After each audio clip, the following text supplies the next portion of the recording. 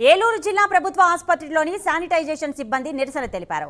గత 10 నెలలుగా పీఎఫ్ బకాయిలు చెల్లించడం లేదని, 3 నెలలుగా జీతాలు కూడా ఇవ్వడం లేదని ఆందోళన వ్యక్తం చేస్తూ విధులను బహిష్కరించారు. శానిటేషన్ పైపులు, వాటర్ పైప్ లైన్లు రిపేర్ చేయించమని గత కొన్ని నెలలుగా కాంట్రాక్టర్ సంస్థకు ఎన్నోసార్లు మొరపెట్టుకున్నామన్నారు. కానీ సమస్యలను పరిష్కరించకుండా కాలయాపన చేస్తున్నారని ఆవేదన వ్యక్తం చేశారు. అధికారుల మొండి వైఖరి బాకీలు ఇప్పించడంలో విఫలమైన ఆఫీసర్లు డౌన్ ఆఫీసర్లు బకాయిలు ఇప్పించడంలో విఫలమైన ఆఫీసర్లు జిల్లా AP medical contract and outsourcing employees union జిల్లా అధ్యక్షుడిని. ముఖ్యంగా ఏలూరు జిల్లాలో ఉన్న government general hospital, area hospitals, అలాగే సిహెచ్సిస్ అన్నింటిలో కూడాను 3 నెలల జీతాలు బకాయిలు, అలాగే 10 నెలల పిఎఫ్ బకాయిలు ఉన్నాయి. ఆ కాంట్రాక్టర్ది కాంట్రాక్ట్ అయిపోయింది కానీ కొత్త కాంట్రాక్టర్ వచ్చాడు. ఈ లోపల మాకు జీతాలు బకాయిలు కానీ పిఎఫ్ బకాయిలు కానీ చెల్లించలేదు.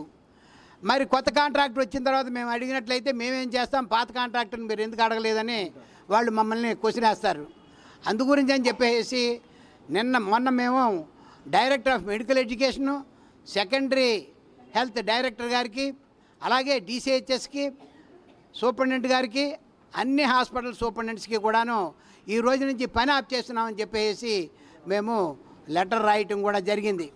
కానీ అధికారుల యొక్క వైఖరి ఎలా ఉందంటే, ఒక సమ్మెలోకి వెళుతున్నారు వర్కర్లు అంటే దాని మీద ఎటువంటి చర్యలు తీసుకోవాలి, ఏ విధంగా మనం ఆ ప్రాబ్లం సాల్వ్ చేయాలి అనే ఒక ఉద్దేశం కూడా లేని అధికారులు ఈ రోజున ఇక్కడ పరిపాలిస్తున్నారని మాత్రం చెప్పవలసిన అవసరం. గవర్నమెంట్ హాస్పిటల్లో పనిచేసే శానిటరీ వర్కర్ పనిచేయించాను. మాకు 3 నెలల నుండి శాలరీ రావట్లేదండి. అలాగే 10 నెలల నుంచి పిఎఫ్ కూడా ఇవ్వట్లేదు.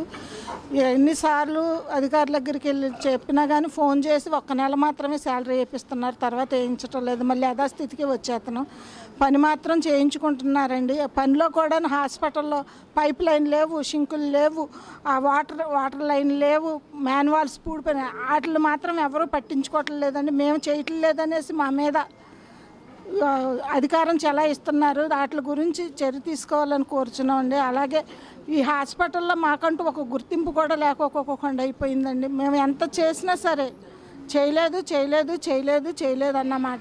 ఆ పైప్ లైన్లు కూడాను అసలు ఏమీ లేవు సార్. ఎక్కడ చూసినా మాన్యువల్స్ అన్నీ పూడిపోయినాయి, షింకులు పాడైపోయినాయి, వాటర్ పైపులు పాడైపోయినాయి, బాత్రూమ్స్ బాగోలేవు, టైల్స్ అన్నీ పగిలిపోయినాయి. అసలు ఎవరూ పట్టించుకోవట్లేదు.